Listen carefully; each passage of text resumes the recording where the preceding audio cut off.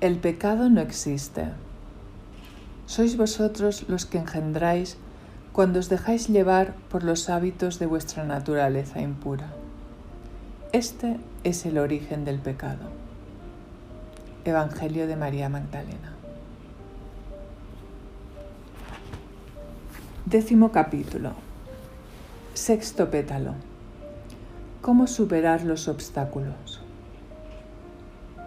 Y no nos dejes caer en tentación, sino líbranos del mal.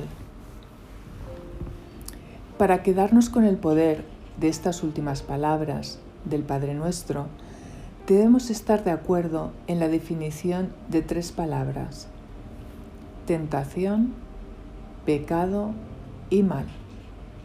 Empezaré por el mal, por 2 razones. La primera, porque el poder del mal puede parecernos abrumador y debemos comprender que no lo es. Y la segunda, porque vencer el mal nos permite comprender qué es la tentación y el pecado. ¿Qué es el mal? Los teólogos y los filósofos han estado debatiendo sobre esta cuestión durante miles de años. No voy a detenerme a analizar todas las posibilidades, solo compartiré la definición que me enseñaron cuando estudiaba el proceso de la oración medieval de Chartres. Es una definición sencilla y poderosa a la vez. El mal se define como aquello que te impide realizar tu misión y cumplir tu promesa divina. El mal no es una fuerza externa ni un demonio con cuernos que te tienta en tu camino, sino los defectos de tu naturaleza. La tentación se encuentra en el marco más amplio del mal. La tentación son las debilidades que nos llevan a pecar. ¿Qué es por consiguiente el pecado? ¿Qué te parece la siguiente definición? El pecado es una limitación autoimpuesta que nos aparta del camino de ayudar a los demás y nos impide recordar que somos uno con Dios mediante el amor y el perdón. Por lo tanto, la tentación a pecar nos hace olvidar nuestras lecciones espirituales y nos lleva al mal, el cual nos impide cumplir nuestro destino y mantener las sagradas promesas que le hicimos a Dios. Vencer los 7 pecados capitales. Con frecuencia, la espiral hacia el mal empieza con uno de los 7 embriagadores y corrosivos pecados capitales. Es importante señalar que cuando apareció por primera vez esta lista de pecados en los textos cristianos del siglo IV, se citaron como hábitos mentales malsanos, una definición concisa y exacta de cómo debían verse estos obstáculos. La lista se creó en un principio como una herramienta constructiva para ayudar a los fieles a identificar sus debilidades espirituales y guiarlos por el camino que los lleve a una vida más pura con Dios. Fue al cabo de 200 años después que muchos de los cristianos originales fueran tachados de herejes, a menudo por la naturaleza más independiente y menos institucionalizada de sus creencias. Cuando esta herramienta se convirtió en una lista más estructurada que señalaba un alma en peligro. El Papa Gregorio Magno fue el primero en organizar la lista de los 7 pecados capitales, en la forma más estructurada en la que hoy se conoce. Estos hábitos mentales malsanos, o como sea que queramos llamarlos, son importantísimos, ya que constituyen los males que debemos evitar al máximo para estar en armonía con nuestra naturaleza más elevada y divina. Son las tentaciones a las que más debemos resistirnos si queremos atraer todo cuanto deseamos en nuestra vida y conservarlo. Son la forma en que los humanos nos causamos sufrimiento. Si logramos comprender lo que son estos pecados y aprendemos a vencerlos, nos liberamos de nuestras ataduras espirituales. Estos pecados son perjudiciales tanto para uno mismo como para los demás. Son unas emociones que nos llevan a actuar de un modo que no nos ayuda a alcanzar nuestro propósito más elevado en la vida y nos impide iluminarnos. La mayoría constituyen unos hábitos mentales que son lo opuesto al amor. Son los siguientes: ego, ira, envidia, autocomplacencia, codicia, insaciabilidad y lujuria. Los analizaré uno por uno, porque todos tenemos una peligrosa debilidad por al menos uno de ellos. Ego, llamado a veces orgullo o soberbia. El ego está presente en todos los otros pecados. A menudo es el que los engendra, por eso encabeza la lista. Si consideramos el ego como un hábito mental malsano, vemos que consiste en creer ser más importante que Dios, que su plan divino y que el resto de sus hijos. Es creer que somos el ombligo del mundo y actuar en consonancia con ello. Cuanto más sigas un camino que solo se centra en ti, más te alejarás de tus objetivos. En cambio, en cuanto dediques tu vida a alcanzar el propósito más elevado de Dios y aceptes el bendito papel que representas en Él, más feliz serás y más abundancia habrá en tu vida. Aunque supongo que muy pocos de nosotros afirmaríamos creer ser más importantes que Dios, muchos seguimos comportándonos como si así fuera. Juzgamos unas situaciones que no tenemos derecho a juzgar. Nos volvemos autocomplacientes y comodones y, por tanto, perezosos espiritualmente, olvidando que Dios nos ha proporcionado lo necesario para poder hacer nuestro trabajo en su nombre. Maltratamos nuestro cuerpo con los excesos o las adicciones, olvidando que es el templo para ayudar al prójimo. Convertimos el dinero y la riqueza material en nuestra principal meta en la vida o en la única. ¿Cómo podrá Dios llenar nuestra vida si la abarrotamos con nuestro ego? El amor desproporcionado por uno mismo, que incluye la vanidad, nos separa de Dios y de nuestros semejantes. Se convierte en la semilla de la que brotan los otros pecados. El ego es el origen de la ira, cuando clamamos contra lo que no reconocemos nuestro poder o importancia.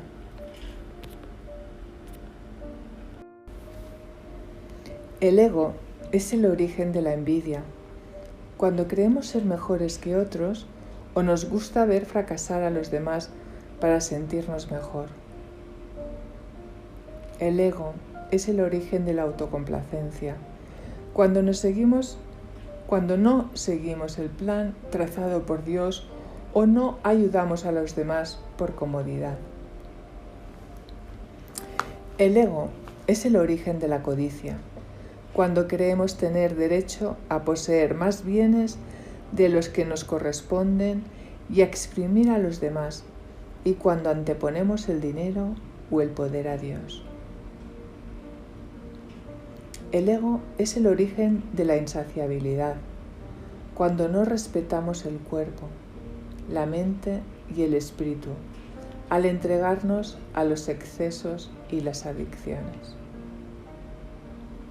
El ego es el origen de la lujuria, cuando vemos a otro ser humano como un objeto de placer físico. Cuando antes te saques de en medio estos hábitos mentales malsanos, antes experimentarás la realización y la abundancia divina. Si recitas con fe el Padre Nuestro a diario, los esfuerzos que has realizado en los 3 primeros pétalos de la fe, la entrega y la ayuda al prójimo, te asegurarán que actúes de manera altruista y no egocéntrica. La práctica de rezar a diario equivale a tomar vitaminas y hacer ejercicio como una medicina preventiva, para no ser víctima de otros pecados que te harían enfermar espiritualmente. Ira, llamada a veces rabia o cólera. Creo que para la mayoría de nosotros, la ira es el hábito mental malsano que más nos cuesta abandonar. Sin duda, lo ha sido para mí. A diario me enfrento al reto de vivir con el mayor amor posible, amando al prójimo como a mí mismo. Algunos días me resulta muy fácil, pero otros me cuesta más. Como un ser humano lleno de imperfecciones que vive en la tierra de Dios, yo he luchado contra todos estos hábitos mentales malsanos, al igual que tú. Pero la ira es mi amenaza permanente y debo trabajar en ella a menudo. Hay un montón de cosas que me enfurecen en este mundo y me cuesta mucho controlarme. Por ejemplo, la injusticia, la intolerancia, el fanatismo y la apatía me sacan de quicio. Pero a veces nos enojamos por tonterías. Un mal servicio en un restaurante, la estrategia de una liga de béisbol infantil, las reuniones de padres y maestros, los compañeros de trabajo irritantes, los adolescentes irrespetuosos, el tráfico en las horas punta. Sin embargo, hace poco encontré la inspiración en el lugar más impensado y ello me ayudó a trabajar con la energía de la ira creativamente. Mientras miraba la tele, vi una entrevista realizada a Bob Geldof, la mordaz estrella de rock irlandesa que ha dedicado la mayor parte de su carrera musical a poner fin a la pobreza mundial. Es un hombre muy franco e intrépido, de un carácter extraordinario, cuya labor y compromiso inspira a mucha gente de todo el mundo. En cuanto a su personalidad y temperamento, no tiene nada que ver con los dos de la Madre Teresa. Bob Geldof monta en cólera a menudo y lo admite.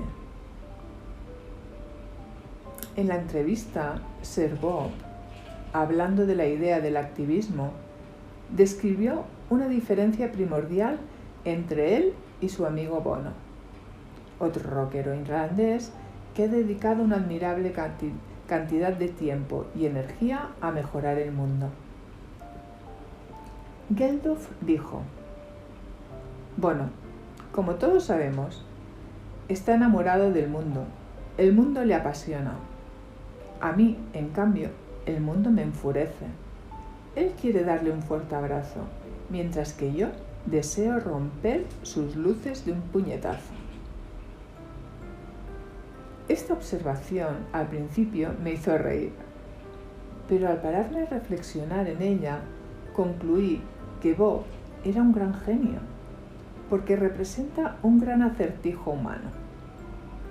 los que intentamos adoptar una filosofía de amor, ¿cómo se supone que debemos afrontar la profunda ira que nos causan las injusticias? En nuestra vida,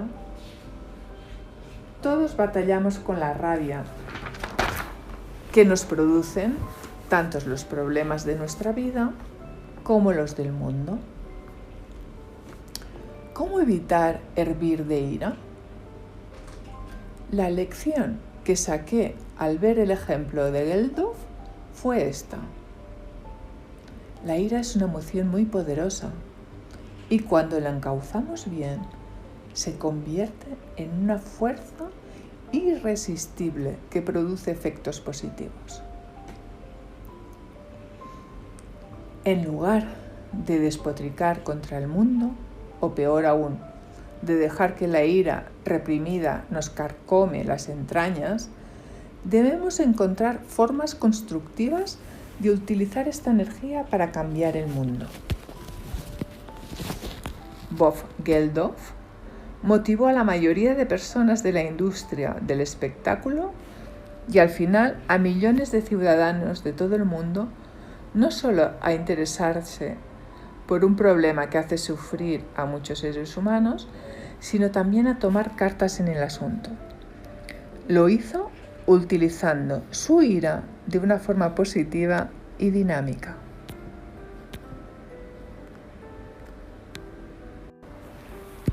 ¿Y qué ocurre cuando buscamos en Jesús ejemplos de ira?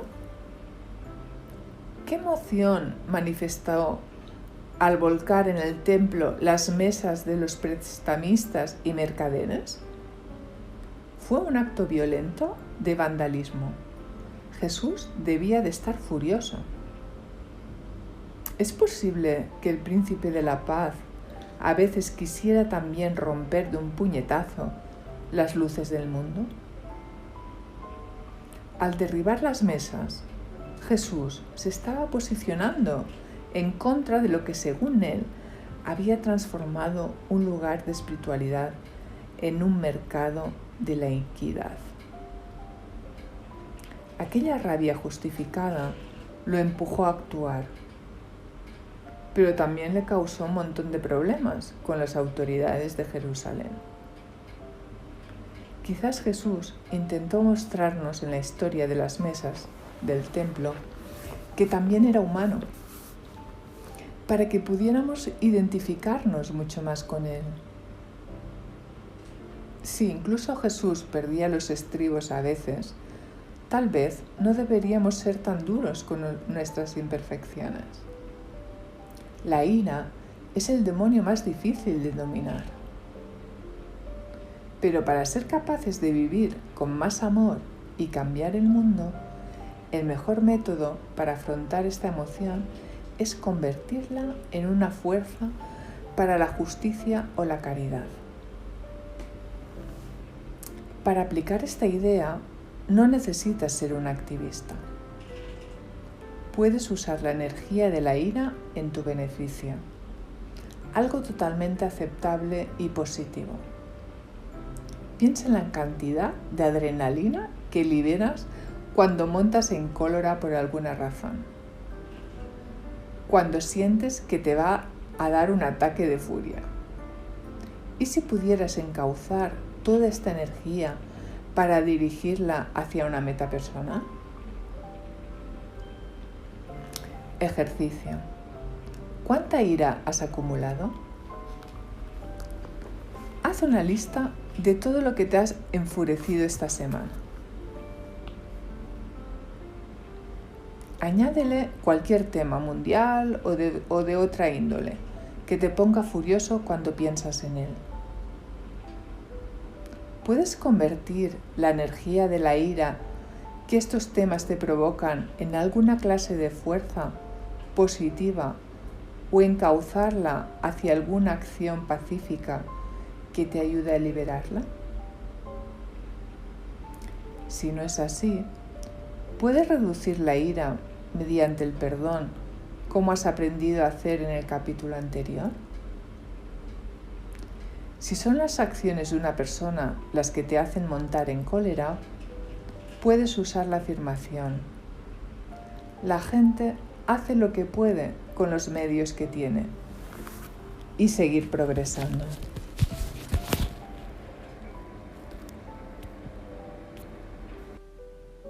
Envidia. La envidia es potencialmente el más tóxico de los pecados. Corroe el alma y oxida el corazón, transformando el amor y el gozo en amargura. La envidia es el monstruillo en el que acabamos convirtiéndose los celos. Es el deseo de ver fracasar a otro. Es desearle lo peor a nuestros semejantes, porque tienen algo de lo que nosotros carecemos. La envidia ofende a Dios, ya que revela una desesperada falta de fe en su poder de proveernos con lo necesario. Envidiamos a alguien porque nos molesta que haya obtenido lo que anhelamos. Tal vez incluso creamos que aquello que ha conseguido no correspondía por derecho. Si crees que el poder de Dios es ilimitado, también debes saber que es capaz de dar a sus hijos todo cuanto necesitan. Dios no tiene favoritismos ni mascotas. El suyo es un sistema muy justo. Si en cualquier momento crees que es injusto contigo, prueba esta afirmación. Vivimos en un universo justo creado por un Dios justo y bondadoso que trata a todos sus hijos por igual. Hay montones de cosas para todos y las mías están llegando. Es una buena afirmación para repetir cuando empiezas a oír las pisadas del monstruillo verde de la envidia. La envidia es un pensamiento malsano, pero si nos esforzamos un poco podemos evitarla. Si otra persona se queda con algo que deseabas, un ascenso, un novio, el objeto de una subasta, el premio de un concurso o cualquier otra cosa, piensa simplemente que tu camino es distinto del que has imaginado. Tus sueños se manifestarán de diferente forma, estando en armonía con tu destino. Pero recuerda también que has sido tú el que ha creado este camino con tus pensamientos y acciones. En estas circunstancias, aprende a confiar en la inteligencia divina, pero mira también en tu interior. Si envidias a otra persona, destruirás tu capacidad de atraer la abundancia a tu vida. Cuanto más amarga es la envidia, más perjudica a tu alma. Recuerda que en el capítulo del perdón aprendiste que nadie puede quitarte tu destino. Vivimos en un mundo enorme, donde queda mucho trabajo por hacer, o sea, que algunos de nosotros tenemos misiones parecidas. El hecho de que alguien obtiene lo que tú querías no significa que ya no puedas alcanzar lo que deseabas, sino que los dos seguís unos caminos similares. En lugar de tener celos de él por compartir el mismo destino que tú, aprende a aceptarlo como a tu hermano o hermana en el camino. La envidia también puede venir de juzgar a la gente.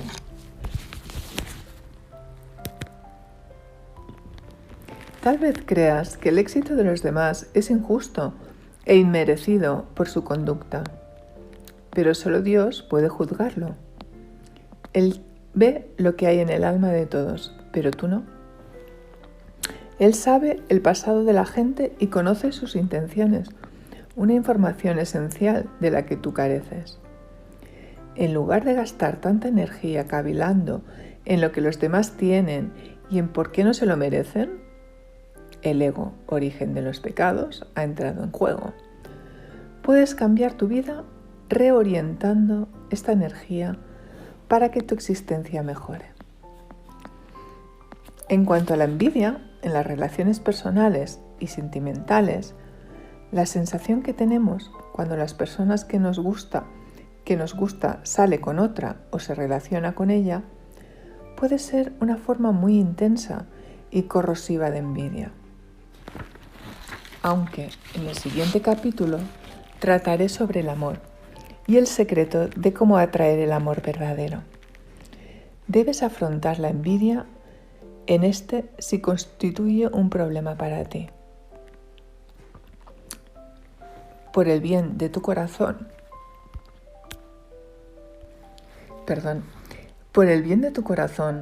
tu salud y tu felicidad, despréndete de la envidia lo más deprisa posible. Si has perdido en el amor, ha sido porque no estabas con la pareja adecuada y Dios intenta ayudarte haciendo que estés disponible para cuando aparezca tu alma gemela. Hay alguien mucho mejor para ti esperándote. Debes tener fe y confiar en ello. Repite esta afirmación si es necesario. Nadie puede quitarme el verdadero amor. Mi alma gemela me está esperando y entrará en mi vida en cuanto yo esté preparado. Debes estar preparado para dejar ir con amor a las personas que te han hecho daño, habiéndolas perdonado. Aprende de estas relaciones sentimentales, comprendiendo que cada separación y cada rechazo te da la oportunidad de entender mejor qué es lo que funciona y lo que no funciona en tu vida. El rechazo es el regalo que te hace Dios para decirte que has tomado un camino equivocado y necesitas cambiar de dirección. El rechazo es la puerta que permite a la envidia hacer acto de presencia.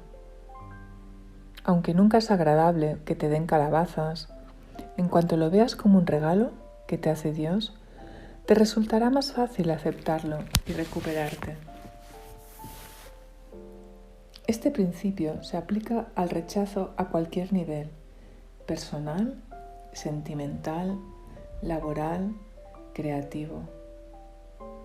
Recuerda la sencilla afirmación del capítulo de la entrega.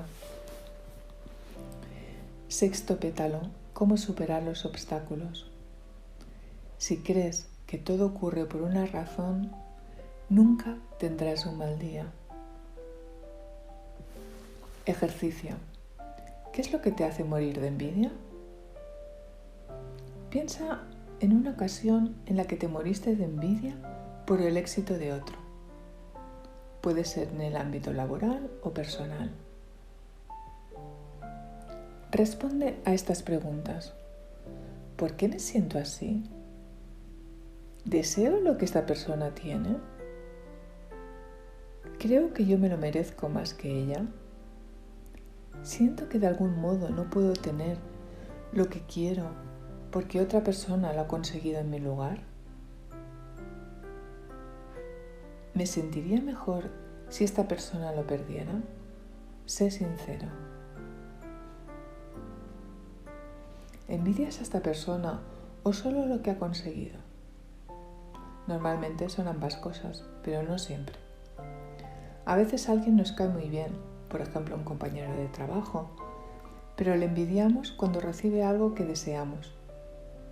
¿Puedes darle la vuelta a esta emoción y alegrarte por el éxito de esta persona, sabiendo ahora claramente que no te ha quitado nada? Nadie puede darle al mundo lo que tú le aportas. Nadie puede reemplazarte. Nadie puede quitarte tu destino. Y hay un montón de cosas buenas para recibir en el mundo. No necesitas envidiar nunca más a los demás. Sus éxitos aumentan los tuyos en lugar de reducirlos. Deja que disfruten de su felicidad, su triunfo y su esplendor, sabiendo que cuanto más celebres la dicha de tus hermanos y hermanas de la tierra, más feliz serás. Autocomplacencia, llamada a veces pereza. No utilizo la palabra pereza porque suena demasiado como el perezoso, ese animalito tan mono y de movimientos lentos, armado de 3 uñas muy largas y fuertes que vive en la selva tropical. De hecho, recibió este nombre de este término. Pero la pereza, a diferencia del perezoso, no tiene nada de simpática. Es un hábito mental muy peligroso que debemos tomarnos en serio. En los tiempos modernos lo llamamos autocomplacencia, apatía o indiferencia. Muchos tratados tradicionales sobre los 7 pecados capitales se refieren a este mal en estos términos. Y la pereza es ciertamente peligrosa para la salud espiritual y el bienestar físico. La apatía es inactividad, y ninguno de estos estados lleva a nadie a cambiar su vida, y menos aún el mundo. Pero en este pecado, que puede parecer pequeño, yace una cuestión incluso más importante y perturbadora. En la Divina Comedia, Dante define la pereza como el incumplimiento del mandamiento principal. Ama al Señor, tu Dios, con todo tu corazón, con todo tu ser y con toda tu mente. Caramba, qué asociación más acertada. Dante dio en el clavo al asociar la pereza con este mandamiento tan fundamental que aparece en el Nuevo Testamento en varios lugares, como en el capítulo 12 del Evangelio de Marcos y el 10 de Lucas, y en numerosos pasajes de las Escrituras en hebreo en el Antiguo Testamento, sobre todo en el capítulo 6 del Deuteronomio. Pereza, apatía, indiferencia, inactividad, sea como sea que prefiramos llamarla. Todos estos estados representan una falta de fe y por lo tanto la incapacidad de amar a Dios y aceptar su voluntad. Cuando nos mostramos indiferentes por el mundo que nos rodea, no nos importa el plan de Dios. No estamos cumpliendo la promesa de crear un cielo en la tierra. No estamos aprovechando nuestros talentos de ninguna forma activa para progresar en la vida, ni tampoco ayudando a los demás como Dios desea.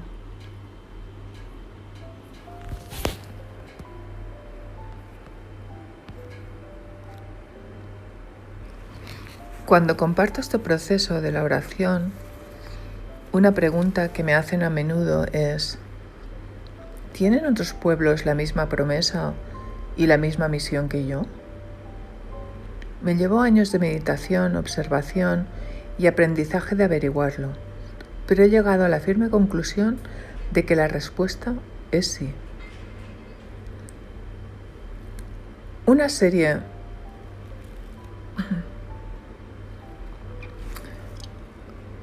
serie de personas tienen una misión idéntica y muchas otras comparten misiones similares. Y esto por 2 razones. La primera es que cuando este planeta tan grande hay un montón de trabajo por hacer, necesitamos muchas personas que se comprometen a llevarlo a cabo. La segunda razón, la más urgente, es que no todo el mundo alcanzará su destino y cumplirá su promesa, con lo que si la cumplen deberán trabajar más, porque habrá menos personas compartiendo esta carga.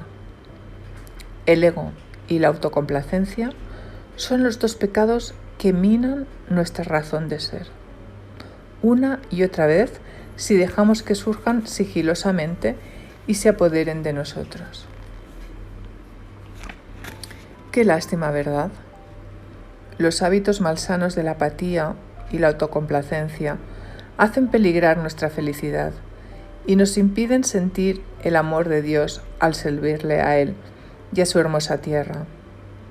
Y por si esto fuera poco, la autocomplacencia obliga a nuestros hermanos y hermanas de la tierra a trabajar mucho más por culpa de nuestra vagancia. Gracias a Dios,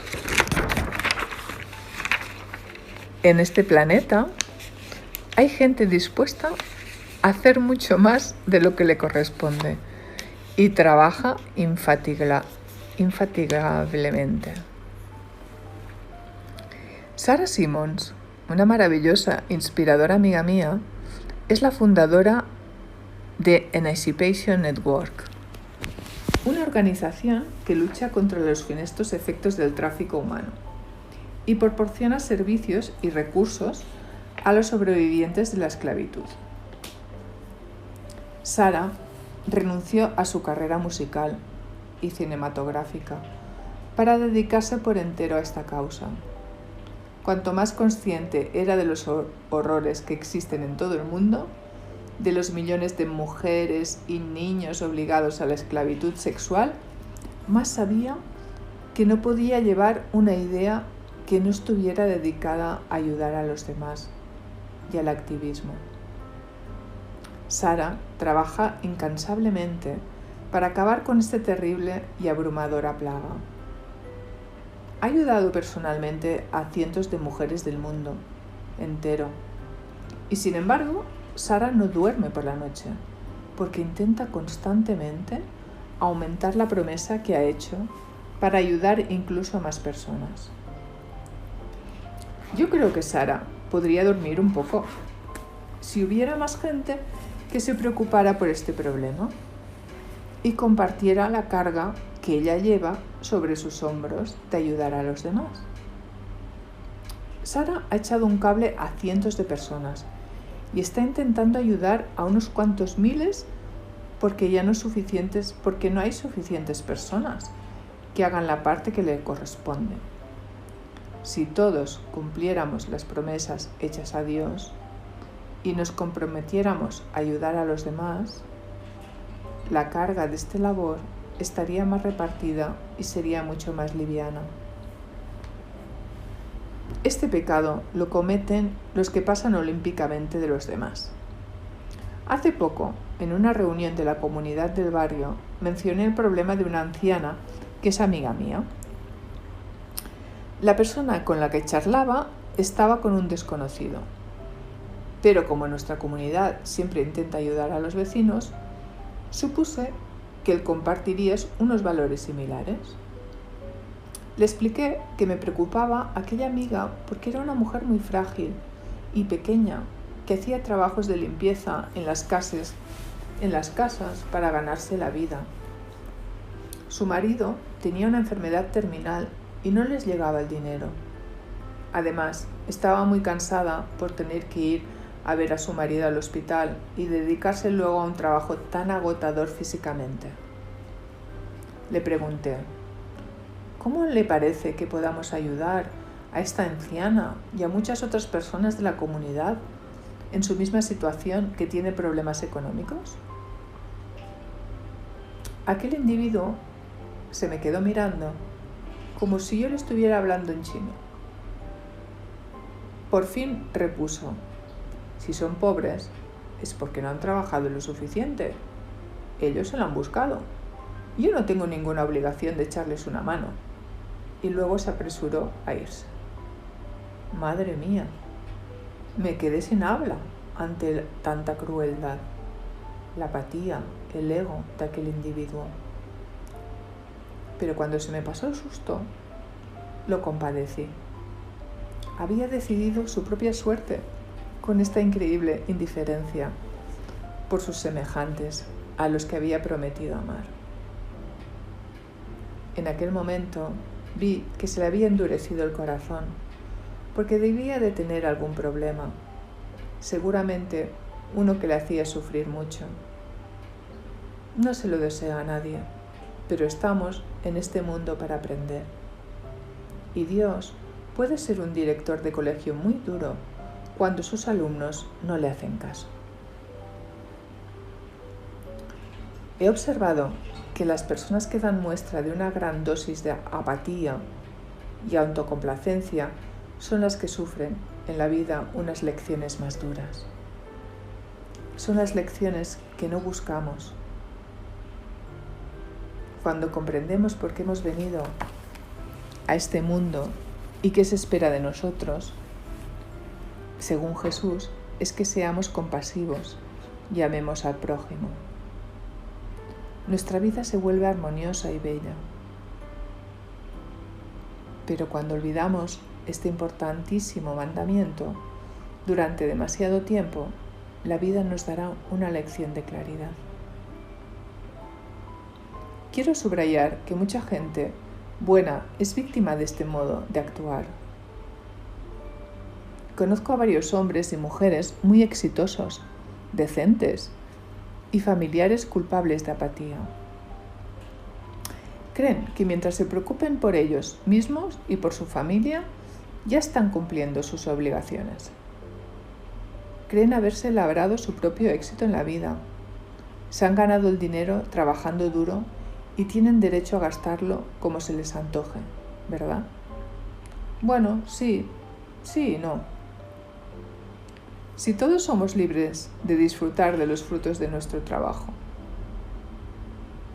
Recuerda que Dios nos ama y desea que seamos felices. Pero Dios es quien nos da las oportunidades en la vida e incluso la riqueza, porque cuenta con que ayudaremos a su familia humana. Confía en que haremos obras de caridad y buscaremos formas de ayudar a nuestros semejantes para expresarles nuestra gratitud. Cuanto más dinero tengas, más obligado estás a crear una diferencia en el mundo. Cuando reces para obtener una abundancia ilimitada en tu vida, ten en cuenta siempre esto. Si eres poderoso, rico o famoso, es porque Dios confía en que usarás esta posición e influencias sabiamente y en beneficio de tus hermanos y hermanas. Es así y no de otro modo.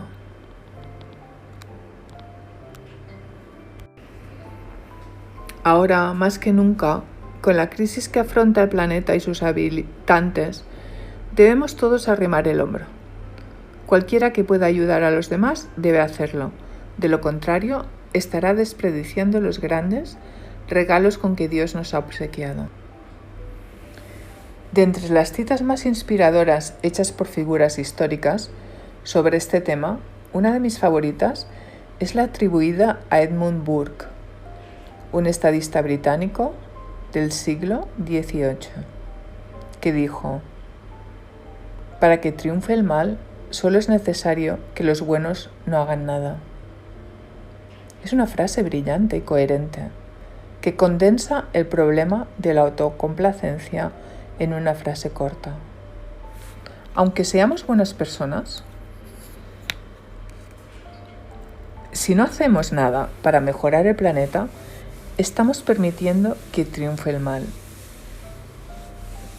Y Eleanor Roosevelt dijo: «Prestamos mucha atención a los pecados agresivos, como la violencia, la crueldad y la codicia, con todos los efectos trágicos que provocan.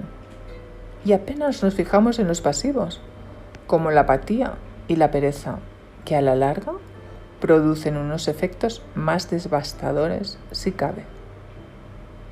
En pocas palabras, si no formas parte de la solución, formas parte del problema. Y cuanto más te haya bendecido Dios con la abundancia, más debes preocuparte por los que no menos afortunados que tú. La autocomplacencia es un gran delito espiritual. Es una afrenta a Dios, al prójimo y a ti mismo. Si tienes la suerte de llevar una vida holgada, pero no te has comprometido espiritualmente lo suficiente como para utilizar el mejorar el mundo, estarás condenado al fracaso tarde o temprano. La naturaleza aborrece el vacío y a Dios tampoco le gusta que sus hijos no aporten nada a este mundo, sobre todo aquellos a los que ha cuidado y recompensado tan generosamente. Espero que la siguiente historia, con moraleja, te ayude a verlo con claridad. Hace muchos años, cuando aún era una novata en mi camino espiritual, tuve la oportunidad de trabajar en un proyecto con un hombre rico. O quizás debería decir que casi tuve esa oportunidad. Yo formaba parte de un proyecto benéfico que iba a recaudar fondos y concienciar a la gente sobre algunos urgentes problemas mundiales. Todo el proyecto se había construido alrededor de una celebridad y no podía llevarse a cabo sin su participación. Al principio la idea le había interesado y entusiasmado, el tiempo suficiente como para que algunos de nosotros invirtiéramos tiempo y energía, mucho tiempo y energía, intentando hacerlo realidad. Pero en el último momento, nuestro niño mimado cambió de idea y el proyecto dejó de interesarle. Me explico. Con una gran amabilidad, que era consciente de la grandeza del proyecto y que su aportación personal era vital para llevarlo a cabo, pero que no era un buen momento para hacer una obra benéfica. ¿Por qué? Porque no le apetecía.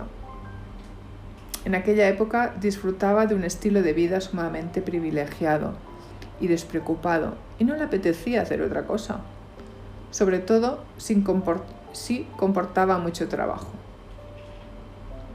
No solo se destendió del proyecto, sino de todos los que participábamos en él, y no nos devolvió ninguna de las llamadas que le hicimos, a pesar de haberse referido a nosotros como amigos suyos durante bastante tiempo.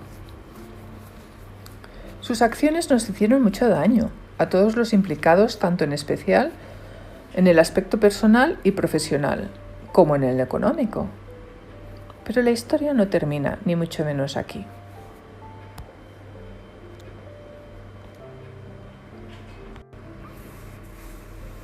Yo no soy nadie, ni los demás tampoco, para juzgar si una persona ha colaborado o no lo suficiente con su comunidad o con el planeta. Es una cuestión entre Dios y cada uno de nosotros. Sin embargo, aquel hombre se juzgó a sí mismo. Me dijo en aquel momento que sabía que su decisión era incorrecta. Afirmó saber que debía ayudar más a mejorar el mundo, que era muy afortunado por tener tan buena suerte y que quizás algún día dedicaría más tiempo a labores humanitarias, pero no en aquel momento. ¿Adivinas lo que ocurrió?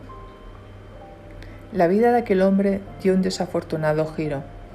De pronto se quedó de la forma más dura e impactante sin nada de lo que le permita llevar aquel estilo de vida, tan despreocupado y opulento.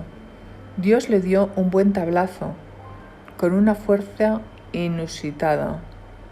El hombre no lo vio venir y estuvo intentando levantar cabeza durante años.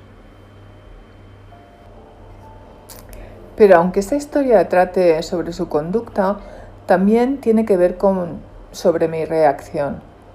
Debo confesar, por más que me duela admitirlo, que me alegré mucho de su desgracia. Aplaudí la ley del karma por haberle pasado factura. «Se lo merecía», exclamé. «¡Qué horror! Me duele tener que admitirlo incluso ahora. Te ruego que elimines esta fea y sentenciosa exclamación de tu vocabulario por el resto de tu vida». En aquella época me quedaba aún mucho que aprender sobre perdonar al prójimo. Durante muchos años estuve enojada y resentida con aquella celebridad y la situación que provocó. ¡Qué pérdida de tiempo! Pero mis sentimientos no le afectaron a él, ni para bien ni para mal, solo me perjudicaron a mí. Ahora me doy cuenta de que aquella experiencia fue una oportunidad para aprender a perdonar a los demás. Podemos y debemos rezar por las personas de nuestro entorno que están atrapadas en la autocomplacencia. También rezo por el vecino que está convencido de que la gente pobre es culpable de su propia situación y que debemos abandonarlos a su suerte. Otra ley sobre el perdón es esta.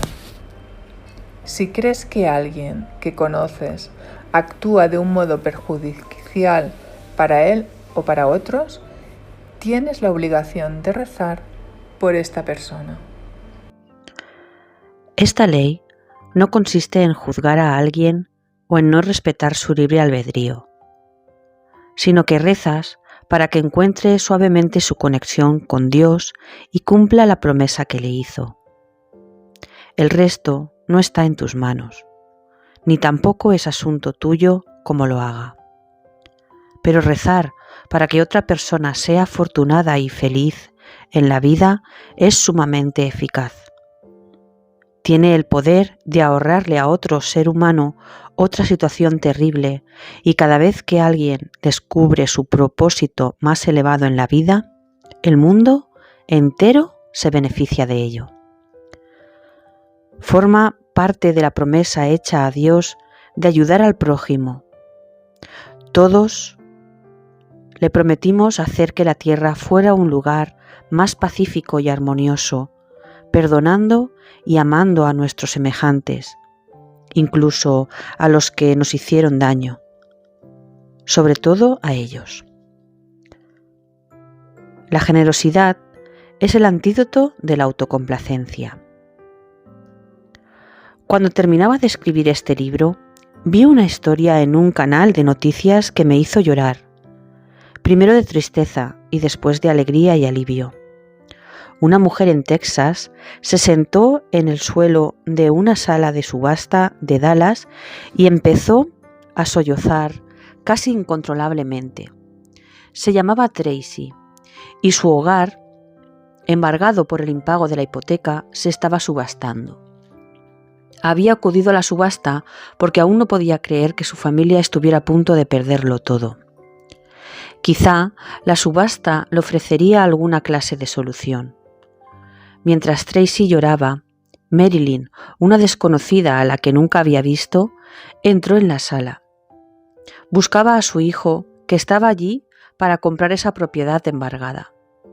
De pronto, Marilyn, al ver a Tracy, incapaz de pasar por el lado de un ser humano que sufría tanto sin preocuparse por él, le preguntó por qué estaba tan angustiada. Tracy se lo contó, y cuando su casa salió a subasta, Marilyn pujó por ella, y volvió a pujar una vez y después otra. No había visto la casa, su foto no aparecía en el catálogo de la subasta y no tenía ni idea de su valor en el mercado. Pero sabía que la sollozante Tracy sí tenía mucho valor y pujó hasta ganar. Marilyn le devolvió a Tracy, una completa desconocida, su casa. Pagó $30,000 de su bolsillo para salvar el hogar de una familia a la que no conocía. Cuando le preguntaron por qué lo hizo, a Marilyn pareció sorprenderle la pregunta y repuso: ¿acaso cualquiera no lo habría hecho lo mismo? Fue la respuesta de Marilyn lo que más me hizo llorar. Había ayudado a Tracy porque podía hacerlo, simplemente, y con su sincera bondad y compasión creía que cualquier persona en su situación habría hecho lo mismo que ella. La realidad de Marilyn es la realidad que Dios desea para el mundo, que nos ayudemos unos a otros de este modo, porque es lo que hemos venido a hacer en Él. Es lo que Dios quiere que todos hagamos. El ejemplo de Marilyn nos ofrece el antídoto de la autocomplacencia, y con sus acciones hizo un milagro para Tracy. Ejercicio. ¿Tiendes o has tendido a la autocomplacencia? Considerando los ejemplos citados, ¿has abandonado alguna vez un proyecto inventándote una excusa porque comportaba demasiado trabajo, aún sabiendo que era importante? ¿Cuándo y por qué? ¿Te has sentido culpable alguna vez por no haber ayudado lo suficiente a los que son menos afortunados que tú? Si es así, pon un ejemplo. ¿Has dicho alguna vez o pensado que la gente pobre tiene la culpa de su situación? ¿O que la tragedia de otro no es tu problema? ¿Te sientes diferente después de trabajar con esta práctica del Padre Nuestro y haber comprendido el mayor lugar que ocupas en el plan de Dios? ¿Cómo crees que tu felicidad y las oportunidades están ligadas a tus acciones relacionadas con los demás? ¿Por quién puedes rezar que esté entregado a la autocomplacencia? Si pudieras ayudar a un completo desconocido como Marilyn hizo en la historia anterior, ¿lo harías? ¿Por qué sí o por qué no lo harías? Codicia, llamada a veces avaricia. La codicia es lo opuesto a la generosidad, pero no consiste solo en no desear compartir la abundancia con los demás, sino también en renunciar a otras virtudes como la honradez y la integridad, para enriquecerse económicamente o conseguir bienes materiales. Para ser codiciosos no necesitamos ser ricos. La gente no quiere aportar nada a los demás. También es codiciosa. Jesús nos dice en el Evangelio según Mateo 6:24, nadie puede servir a dos señores, pues menospreciará a uno y amará al otro, o querrá mucho a uno y despreciará al otro. No se puede servir a la vez a Dios y a Mamón. Mamón, que a veces se traduce como riquezas, se interpreta a veces como dinero, pero es una definición demasiado limitada. Mamón, tal como aparece en la Biblia, procede del arameo y tiene un significado más complejo. En este caso, mamón se refiere a todo tipo de bienes materiales o mundanos o de placeres. Siempre que para nosotros sean más importantes que cumplir las promesas básicas hechas a Dios y al prójimo, correremos el peligro de ser codiciosos. Cuando definamos nuestro éxito en el terreno de la riqueza material, no solo nos estamos equivocando, sino que además caemos en una trampa muy peligrosa. No son más que negocios. Anteponer los objetivos materiales a Dios, intentando adquirirlos a expensas de la felicidad o la seguridad ajenas, es uno de los hábitos más oscuros de los pensamientos malsanos. Perjudica a todos y reduce la luz del mundo. Y no creas que referirte a la incesante persecución de bienes materiales como negocios te libra de tus responsabilidades de comportarte humanamente. ¿Cuántas veces has oído a alguien intentar justificarse con la frase «no son más que negocios»? Como si se tratara de unas palabras mágicas que hicieran desaparecer los pecados para que la conducta odiosa fuera más aceptable. ¿Crees que vas a engañar a Dios con las palabras cuando los humanos se están lastimando y causando más tremendos sufrimientos unos a otros? En una ocasión trabajé para una multinacional, donde un joven se suicidó pegándose un tiro en su despacho por el trato recibido en ella. Seguro que su mujer y sus hijos pequeños no se sintieron mejor al saber que estaba tan desesperado, solo por una cuestión de negocios. Es un ejemplo muy duro, aunque necesario. Estoy segura de que Wall Street tiene muchas más historias aleccionadoras como esta. Hacer daño a otro ser humano, esgrimiendo la excusa de que son solo negocios, es censurable y sin embargo ocurre a diario de miles de distintas maneras, tal vez de millones de maneras. Normalmente el ubicuo solo son negocios va seguido de no es una cuestión personal. Qué ridículo es creer que cualquier cosa que haga sufrir a otro no es una cuestión personal.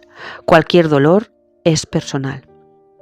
¿Qué ocurriría si dejásemos de compartimentar nuestras relaciones, de escondernos detrás de unas definiciones que nos hemos inventado para justificar nuestra conducta poco ética a diario? ¿Acaso no es mejor dejar de mantener con los demás relaciones de negocios y referirnos a ellas como relaciones humanas? ¿Qué ocurriría si tratásemos a todos como deseamos que nos tratasen a nosotros, independientemente de las circunstancias? El mundo que conocemos se transformaría si cambiásemos esa actitud en la vida cotidiana. La codicia es la causa de todos los males. Todos conocemos el antiguo dicho, el dinero es la causa de todos los males, pero no es cierto, porque el dinero puede ser la causa de algunas grandes iniciativas por la paz, la belleza y la bondad. Yo lo cambiaría por la codicia es la causa de todos los males. y la codicia se da de muchas formas. La codicia de poder es tan atroz como la del dinero. ¿Cuántas campañas políticas han acabado en unas horrendas y vergonzosas luchas llenas de insultos donde los candidatos intentan hacer lo que sea para que los elijan? Esta clase de conducta está motivada por la codicia y es tan común en la política como en el mundo de los negocios. Me da escalofríos ver los problemas en los que se han metido algunos de estos candidatos por su conducta. Mentir y calumniar a otro para tomar posesión del cargo es el resultado de unos pensamientos malsanos. Nos afecta negativamente a todos y hace que las naciones se vean envueltas en las secuelas de una conducta tan baja. Ejercicio. La codicia en la vida cotidiana. La codicia es un grave pecado que se da a varios niveles.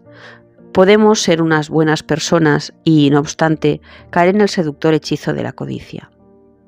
¿Has hecho alguna vez algo deshonesto para sacar provecho, como engañar a un compañero de trabajo o a un cliente, cobrando más a alguien porque nadie se enteraba o mintiendo para vender algo? ¿Has mentido o calumniado a alguien para obtener el ascenso deseado?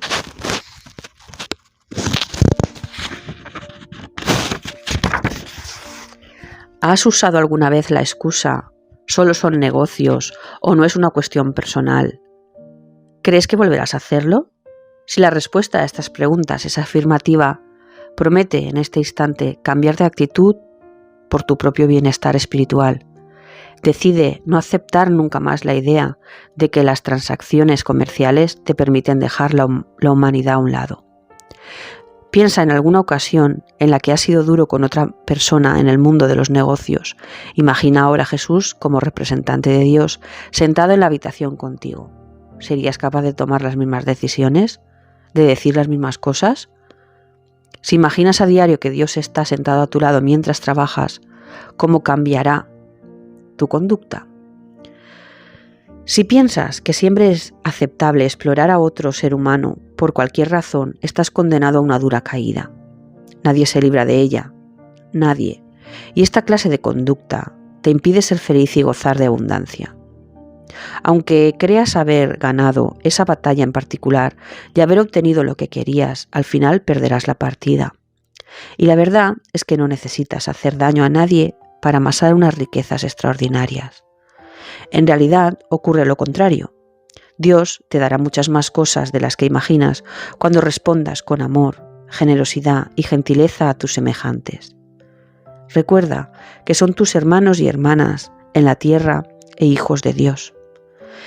Dejaré que medites en la codicia con esta pregunta decisiva que Jesús nos hace en el Evangelio según San Mateo 16:26. ¿De qué sirve ganar el mundo entero si se pierde la vida? Insaciabilidad, llamada a veces gula. En el medievo, cuando se enumeraron los 7 pecados capitales, la insaciabilidad se llamaba gula, por referirse sobre todo a comer demasiado. Y aunque glotonería venga de una palabra latina que significa engullir, esta definición no ilustra este hábito mental malsano con precisión o totalidad. La gula simbolizaba a una persona acaudalada que se atracaba de exquisitos manjares mientras los pobres sufrían intentando conseguir un poco de pan. Imagina pagar cientos de dólares por una onza de caviar sabiendo que tus vecinos y sus hijos solo han comido en una semana los restos que han encontrado en un montón de basura. Con lo que te has gastado en el caviar podrían comer durante un año. Esto es la gula. La gente que se negaba a ayudar a los pobres cuando tenían más de lo necesario para vivir era culpable de gula en el mundo medieval de Dante. En medio de una hambruna en la que peligra la vida de muchas personas, comer demasiado y tener una reserva secreta de alimentos sería una indecencia. En términos modernos, la insaciabilidad es en realidad el pecado de los excesos. Aunque quiero aclarar algo. No hay nada malo en disfrutar de la buena comida y de las maravillosas experiencias que nos ofrece la vida. No creo que Dios quiera que vivamos como ascetas y nos privemos de las comodidades y los placeres. De hecho, Jesús tampoco lo creía, y esta forma de pensar lo metió en problemas. A Jesús incluso lo llamaron glotón por no ser partidario del ascetismo, y también borracho. Cuando tomó vino y cenó con los considerados impuros en el Evangelio de Mateo 11:19 y Lucas 7:34. Por supuesto, Jesús no era ningún glotón ni un borracho. Los que querían disminuir la importancia de su mensaje usaron estas palabras para calumniarlo. Pero el hecho de no ser partidario de estos estrictos principios ascéticos de su primo Juan el Bautista indica que Jesús no condenaba la buena vida mientras no estuviera llena de excesos y derroches.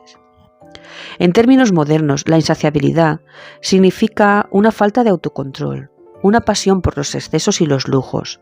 En hebreo, la palabra traducida como gula es zalel, que significa ser desenfrenado o derrochador, o ambas cosas a la vez. Te pondré un ejemplo moderno de esta clase de insaciabilidad. Hace poco leí en una revista femenina un artículo sobre una estrella del pop británica que alardeaba de su colección de bolsos Hermès, de los que según ella tenía unos 100. Me gustaría aclarar, para los que no sepan lo que esto significa, que Hermès es una marca francesa muy cara. Los bolsos Hermès de la clase que esa estrella del pop colecciona cuestan desde $7.000, los más económicos, hasta una cantidad de 6 cifras cuando están hechos con pieles de animal exóticos y tienen cierres de oro y brillantes. Es decir, la conexión de bolsos de esta mujer y esta marca en particular no es más que una de las que sabemos que tiene. Varía billones de dólares. ¿Es esto un exceso? ¿Es esto la insaciabilidad? Aunque te mueras de ganas de gritar, sí, lo es, no lo hagas porque es una cuestión muy delicada. No somos nadie para juzgar a esta estrella del pop, porque cuando lo hacemos estamos evaluando como unos modelos humanos, estamos evaluando con unos modelos humanos unas cuestiones espirituales. ¿Quién es el que puede juzgar lo que es un exceso? ¿Quién decide cuántos bolsos puede o debe tener una estrella del pop? ¿Quién define el desenfreno? ¿Quién marca la frontera? La respuesta es que esta cuestión, como todas las otras, es un asunto personal entre uno mismo y Dios. Todos debemos hacer un examen de conciencia para ver en qué consiste el pecado de la insaciabilidad en nuestra vida y conducta. Es muy posible que esta estrella del pop dé unas importantes cantidades de dinero a obras benéficas para compensar sus derroches en bolsos. Sinceramente no tengo la más remota idea de si tiene un espíritu filantrópico o no, ni tampoco conozco lo que hay en su mente que la motive a desear un bolso púrpura de avestruz que cuesta $50.000. Pero hay algo que la impulsa a ello y quizá le venga de una gran pobreza o carencia sufrida en la niñez. Es una cuestión que solo ella debe resolver. En este caso, debo ser compasiva con ella en lugar de juzgarla. Recuerda que la gente hace lo que puede con los medios que tiene, incluso las estrellas del pop multimillonarias. Para ser sincera, cuando leí esta historia, pensé enseguida en cuánta gente podría comer, recibir asistencia médica o ser rescatada de la esclavitud con incluso el 10% del dinero que esa estrella se gastaba en cada accesorio de lujo. Pero con toda mi alma que pienses como yo. Espero con toda mi alma que pienses como yo. Pero si no lo hace, tarde o temprano deberá aprender la lección que se habrá impuesto sobre los perjudiciales efectos de excederse por el mero placer de hacerlo. Iré leyendo los titulares de las revistas para ver si eso ocurre, y si es así, en lugar de alegrarme, rezaré para que esa mujer se dé cuenta de a cuántas vidas humanas puede ayudar, o incluso salvar, si decide reconsiderar sus derrochadores hábitos. Es una forma mucho más constructiva de usar mi energía. Ejercicio. ¿Eres un glotón? ¿Tienes debilidad por algún objeto o sustancia que hace que te excedas? ¿Qué es? Determinados hábitos adictivos como el tabaquismo y el alcohol o incluso el juego de azar llevan a los excesos. ¿Tienes debilidad por alguno? ¿Gastas una cantidad desproporcionada de tu sueldo en cualquiera de estas cosas? ¿Te has sentido culpable últimamente por haberte excedido en algo? Si es así, plantéate por qué crees estar obrando mal. ¿Cómo puedes evitar tener esa sensación en el futuro? ¿Cuál ha sido el exceso más extravagante al que te has entregado? ¿Estarías dispuesto a plantearte dar el 10% de lo que gastas en excesos a una organización benéfica? ¿Esta donación no te impide seguir comprando artículos lujosos y gastando lo que quieras? Solo es un compromiso para ser consciente y responsable mientras lo haces. ¿Has juzgado los excesos de alguien? ¿A quién has juzgado y por qué lo has hecho? ¿Es distinta ahora o no tu actitud sobre esa persona? ¿Cuál es tu actitud hacia la riqueza? Reflexionar sobre el pecado de la insaciabilidad te enseña muchas cosas sobre ti y tu idea de la riqueza. Por ejemplo, si crees que la clase de exceso que acabo de describir es inmoral y sueles tener pensamientos negativos sobre cada rico derrochador, no te estás haciendo ningún favor. Al contrario, si piensas que la riqueza es mala, no podrás atraerla a tu vida. Es importante que cambies tu forma de verla. El dinero es una clase de energía. Puedes y debes saber manejarla por el bien de los seres queridos, tu comunidad y el mundo. Cuando mueves la energía en esa dirección, aparte de aumentar, regresa a ti en cantidades incluso mayores. Repite esta afirmación. La riqueza me permite ser libre y feliz. Prometo usar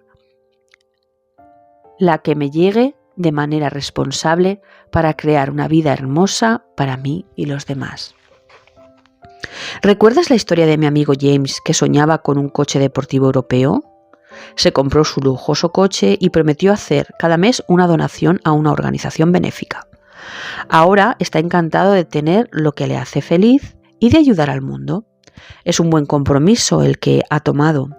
A decir verdad, si no se hubiera comprado el coche, ahora no estaría haciendo una donación, porque al adquirirlo cambió su modo de pensar. A mí me ha ocurrido lo mismo con la moda. He de confesarte algo. Tengo una debilidad por las marcas francesas e italianas, pero espero que mi armario no haga que me taches de derrochadora. Elijo mis gastos cuidadosamente y cuando decido darme el gusto de comprar un artículo de una marca lujosa, siempre hago una donación a una organización benéfica, para darles también una alegría a otras personas.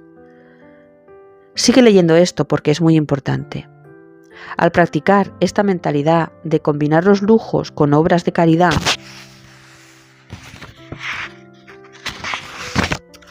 se da una interesante evolución espiritual. Te obliga a plantearte el valor del dinero. Esta práctica acabó cambiando mi forma de pensar sobre estos artículos lujosos tan codiciados. Aunque aún me encanten los bolsos exquisitamente trabajados de Dior, ahora que sé todo lo que podría hacer si donara la cantidad de dinero que valen para un movimiento antiesclavista, ya no me apetece gastármelo en un bolso. Pienso, ¿puedo comprarme un bolso o ofrecer un hogar, un entorno seguro y un tratamiento médico a los supervivientes rescatados de los horrores del tráfico humano? Para mí, ya ha dejado de ser una lucha interior. Cuanto más colaboro con los problemas mundiales, menos deseo gastarme el dinero en lujos como los accesorios de los diseñadores de alta costura. Aún sigo quedándome embobada cuando hojeo las páginas de las revistas ilustradas y Chanel y Gucci me hacen suspirar por su elegancia europea. Pero ya no necesito estas cosas. La euforia de saber que puedo crear una diferencia en la vida de alguien es mucho más satisfactorio que la de tener un maravilloso bolso. Aunque sé que dentro de poco ya no serviré como modelo para un personaje de Sexo en Nueva York, no me importa. Creo que crearé mi propia serie televisiva y la llamaré Ayudando en Nueva York. La historia urbana de unas fabulosas amigas cuarentonas que subastan su inútil ropa de diseñadores famosos y donan el dinero que les dan por ella a los centros de acogida para mujeres y niños maltratados. Quiero subrayar que he tomado esta decisión con mi libre albedrío para cambiar mi forma de excederme. Decidí hacerlo después de estar rezando el Padre Nuestro a diario durante un tiempo. No significa que no vuelva a comprarme nunca más un artículo de diseño exclusivo, solo que ya no necesito estas cosas ni lo deseo como antes. Pero no juzgo a quien lo haga. En su lugar le ofrezco este camino con amor para que descubran a dónde les lleva. Lujuria. Nuestro cuerpo es el receptáculo sagrado del espíritu, el recipiente de todo cuanto somos y de cuanto prometimos ser. Cuando nos unimos con otro ser humano al hacer el amor, estamos combinando nuestros espíritus a través de nuestros cuerpos. Es un acto devocional, la celebración de una unión sagrada. La lujuria, en cambio, desconecta el cuerpo del espíritu. Es un acto de pura atracción animal, una respuesta física carente de humanidad. Es un acto sin amor y, por consiguiente, nos desmerece. Practicar el sexo sin amor es no respetar el cuerpo, ya que debemos tratarlo como un templo. Significa olvidar que la unión es divina y que no debemos practicarla sin darle importancia y despreocupadamente. Si mantienes una relación sexual esporádica, no estás respetando tu espiritualidad. Cuando participas en un acto sexual, tu espíritu se funde con el de la otra persona y el suyo se funde con el tuyo.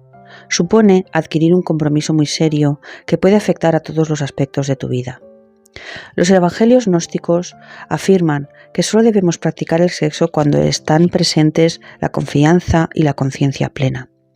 En este contexto, la palabra confianza sugiere que los amantes se conocen a fondo, se preocupan el uno por el otro y saben que se desean lo mejor, lo cual lleva a la conciencia plena, que representa saber que el sexo es espiritualmente un acto sagrado que combina la fuerza vital y la esencia de dos personas y que constituye la celebración de los mayores regalos de Dios en la carne. Al seguir este modelo, decidimos no mantener relaciones sexuales esporádicas ni ligues de una noche. La confianza y la conciencia plena proceden de mantener una verdadera relación sentimental. No surgen al instante. Por eso Jesús y sus posteriores seguidores advertían contra el sexo sin amor. Jesús dice en el Evangelio según Mateo 5:28: pero yo os digo que cualquiera que mira a una mujer y la codicia y ya ha cometido adulterio con ella en el corazón. Si definimos la lujuria como desear practicar el sexo sin que nos importe la otra persona, sin confiar en ella ni saber que la unión es sagrada, entendemos esa cuestión con más profundidad. Jesús no nos está solo diciendo tened cuidado con vuestros impulsos sexuales, sino que además nos dice: no tratéis a la otra persona como un objeto, ni la deshumanicéis deseándola solamente por el sexo. Imagina los cambios que podríamos hacer en el mundo actual si pudiéramos reafirmar este principio, empezando por enseñar a los jóvenes a respetar su cuerpo y sobre todo a honrarnos unos a otros como seres espirituales.